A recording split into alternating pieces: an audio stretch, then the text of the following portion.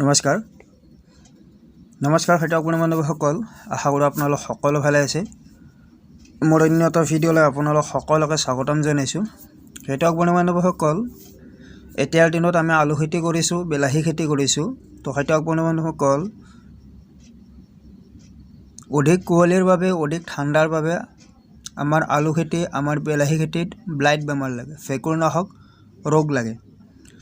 যাৰ বাবে খেতিয়ক বন্ধুসকল আমি বহুতো সমস্যাত ভুগোঁ, বিভিন্ন ধৰণৰ মেডিচিন স্প্ৰে কৰোঁ, কিন্তু আমি তাৰ পৰা একো ৰিজাল্ট লাভ নকৰোঁ। তো আজি মই আপোনালোকৰ মাজলৈ 3বিধ ফাংগিচাইড মেডিচিন লৈ আহিছোঁ। তো আপোনালোকে ওপৰৰ স্ক্ৰীনত দেখিবলৈ পাইছে ইণ্ডোফিল M45, ৰিডোমিল গোল্ড আৰু টাটা মাষ্টাৰ। তো খেতিয়ক বন্ধুসকল, এই 3বিধ ফাংগিচাইডৰ ওপৰত আজি সম্পূৰ্ণ আলোচনা কৰিম। ভিডিঅ'টো শেষলৈ চাই দেখিব।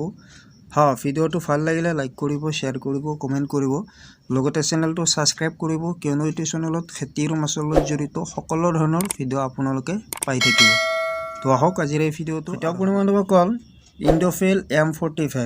ইণ্ডোফিল M45ৰ ওপৰত মই আগতেই ভিডিঅ' আপলোড দিছোঁ। যদিহে আপোনালোকে ভিডিঅ'টো চোৱা নাই, আপোনালোকে এবাৰ চাব পাৰে। ৰিডোমিল গোল্ড চিনজেণ্টা কোম্পানীৰ ৰিডোমিল গোল্ড টপ পাৱাৰফুল ফাংগিচাইডৰ ওপৰতো মই ভিডিঅ' এতিয়া আপলোড দিছোঁ। যদিহে চোৱা নাই, আপোনালোকে এবাৰ সেই ভিডিঅ'টো চাই ল'ব পাৰে। আজি আপোনালোকৰ মাজত আলোচনা কৰিম টাটা মাষ্টাৰ, যিটো আপোনালোকে মোৰ হাতত দেখিবলৈ পাইছে নহয়, টাটা মাষ্টাৰ। ই হৈছে ছিষ্টেমিক এণ্ড কণ্টাক্ট ফাংগিচাইড। খেতিয়ক বন্ধুসকল, টাটা মাষ্টাৰটো হৈছে ছিষ্টেমিক এণ্ড কণ্টাক্ট ফাংগিচাইড আৰু খুবেই পাৱাৰফুল ফাংগিচাইড হয়। ইয়াত কেমিকেল আছে খেতিয়ক বন্ধুসকল, ইয়াত কেমিকেল আছে মেটালেক্সেল 8% প্লাছ মেনকোজেব 64% WP। তো খেতিয়ক বন্ধুসকল, এইটো খুবেই পাৱাৰফুল ফাংগিচাইড হয়। ইয়াত দুটা কেমিকেল আছে। তো খেতিয়ক বন্ধুসকল, টাটা মাষ্টাৰ যিটো ছিষ্টেমিক এণ্ড কণ্টাক্ট ফাংগিচাইড, ইয়াক আমি আমাৰ আলু খেতিৰ ওপৰত, বিলাহী খেতিৰ ওপৰত কেতিয়া স্প্ৰে কৰিব পাৰিম বা কেনেকুৱা ধৰণৰ বেমাৰ লাগিলে, ৰোগ লাগিলে আমি ইয়াক আমাৰ আলু খেতি, বিলাহী খেতিৰ ওপৰত স্প্ৰে কৰিব পাৰিম। তো খেতিয়ক বন্ধুসকল, প্ৰথম কথা, যদিহে আপুনি আলু খেতি কৰিছে, আপোনাৰ আলু খেতিত এতিয়ালৈকে ব্লাইট বেমাৰটো লগা নাই, তো আপোনালোকে তাত ইণ্ডোফিল M45, যিটো মোৰ হাতত দেখিবলৈ পাইছে, এইটো স্প্ৰে কৰিব পাৰে। কিয়নো ইণ্ডোফিল M45টো স্প্ৰে কৰিলে আপোনালোকৰ আলু খেতিত ব্লাইট বেমাৰটো, ভেঁকুৰনাশক ৰোগটো লাগিব নোৱাৰে।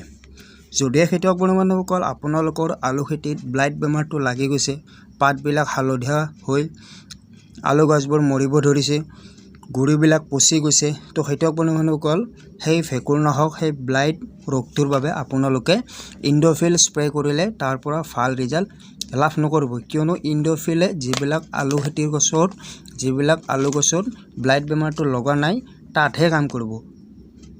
খেতিয়ক বন্ধুসকল, ইণ্ডোফিল M45টো হৈছে প্ৰতিষেধক। ইয়াক স্প্ৰে কৰি থাকিলে বেমাৰটো নালাগে, কিন্তু আপোনাৰ আলু খেতিত যদিহে ব্লাইট বেমাৰটো লাগি গৈছে, আলু গছবোৰ মৰিব ধৰিছে, লেলপা লাগি মৰি গৈছে, পাতবিলাক হালধীয়া পৰি গৈছে, তো আপোনালোকে তেতিয়া আলু খেতিত ইণ্ডোফিল M45টো স্প্ৰে কৰিব নালাগে। তাত আপোনালোকে স্প্ৰে কৰিব লাগিব টাটা মাষ্টাৰ। তো খেতিয়ক বন্ধুসকল, ব্লাইট লাগিলে, আলু খেতিত যেতিয়া ব্লাইট বেমাৰটো লাগি যাব, ভেঁকুৰনাশক বেমাৰটো লাগি যাব, গছবিলাক মৰিব ধৰিব, পাতবিলাক হালধীয়া হৈ যাব ধৰিব, তো আপোনালোকে তেতিয়া তাত টাটা মাষ্টাৰটো স্প্ৰে কৰিব পাৰে। আৰু টাটা মাষ্টাৰটো হৈছে ছিষ্টেমিক এণ্ড কণ্টাক্ট ফাংগিচাইড।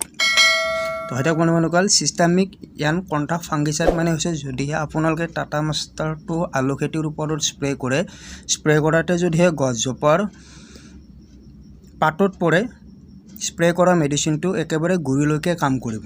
তো খেতিয়ক বন্ধুসকল, ছিষ্টেমিক এণ্ড কণ্টাক্ট ফাংগিচাইড হয়। মেডিচিনটো পাতত পৰিলে গছৰ গুৰিলৈকে ই কাম কৰা আৰম্ভ কৰি দিব, কিয়নো এইটো ছিষ্টেমিক এণ্ড কণ্টাক্ট ফাংগিচাইড হয়। তো খেতিয়ক বন্ধুসকল, ৰিডোমিল গোল্ড এণ্ড টাটা মাষ্টাৰ, এই দুটা খুবেই পাৱাৰফুল ফাংগিচাইড হয়। যিবিলাক আলু খেতিত বেমাৰ লাগি গৈছে, আপুনি বিলাহী খেতি কৰিছে, বিলাহীবিলাক পচি গৈছে, পাতবিলাক হালধীয়া হৈ মৰি গৈছে, বা পাতবিলাক পচি গৈছে, গুৰিবিলাক পচি গৈছে, তো আপোনালোকে তাত ৰিডোমিল গোল্ড নাইবা টাটা মাষ্টাৰৰ যিকোনো এটা স্প্ৰে কৰিলেও হ'ব। তো খেতিয়ক বন্ধুসকল, টাটা মাষ্টাৰৰ 100 গ্ৰামৰ পেকেট এটা আপোনালোকে 60 লিটাৰ পানীত মিহলাব পাৰিব।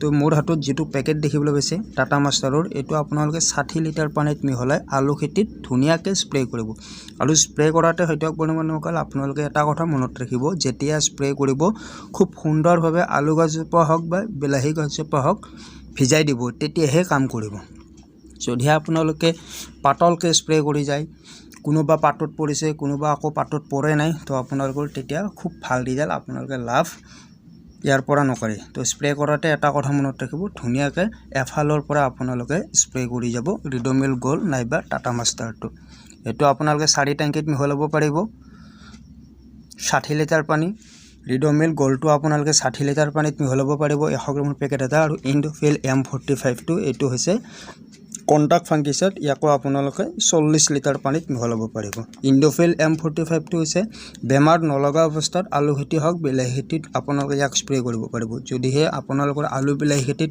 বেমাৰ লাগি গৈছে তো আপোনালোকে তাত পাৱাৰফুল ফাংগিসাইড স্প্ৰে কৰিব লাগিব যেনে ধৰিলক Tata master systemic and contact fungicide নাইবা ৰিডোমিল গোল্ড সিনজেন্টা কোম্পানীৰ এই দুটাৰ যিকোনো এটা ফাংগিসাইড আপোনালোকে স্প্ৰে কৰিলে হ'ব তো খেতিয়ক বন্ধুসকল আপোনালোকে স্প্ৰে কৰাতে আৰু এটা কথা মনত ৰাখিব আপোনালোকে যেতিয়া ৰ'দ থকা অৱস্থাতে আপোনালোকে এই দুটা মেডিচিনৰ যিকোনো এটা স্প্ৰে কৰিব কেনো খেতিয়ক বন্ধুসকল ৰাতিপুৱাৰ ভাগত আপোনালোক সকলোৱে জানে অধিক কুঁৱলীৰ বাবে পাতবিলাক ভেজি থাকে তো আপোনালোকে ৰাতিপুৱাৰ ভাগত এক স্প্ৰে কৰিব অলপ ৰ'দ থকা অৱস্থাত আপোনালোকে স্প্ৰে কৰিলে ইয়াৰ পৰা খুব ভাল সুন্দৰ ৰিজাল্ট এটা লাভ কৰিব তো খেতিয়ক বন্ধুসকল আশা কৰোঁ আপোনালোকে আজিৰ এই ভিডিঅ'টো চাই ভাল পাব তো ভাল লাগিলে লাইক কৰিব শ্বেয়াৰ কৰিব কমেণ্ট কৰিব লগতে চেনেলটো সাবস্ক্ৰাইব কৰিব কিয়নো এই চেনেলত খেতিৰ মাছলত জড়িত সকলো ধৰণৰ ভিডিঅ' আপোনালোকে আগলৈকো পাই থাকিব তো ধন্যবাদ জয় অসম।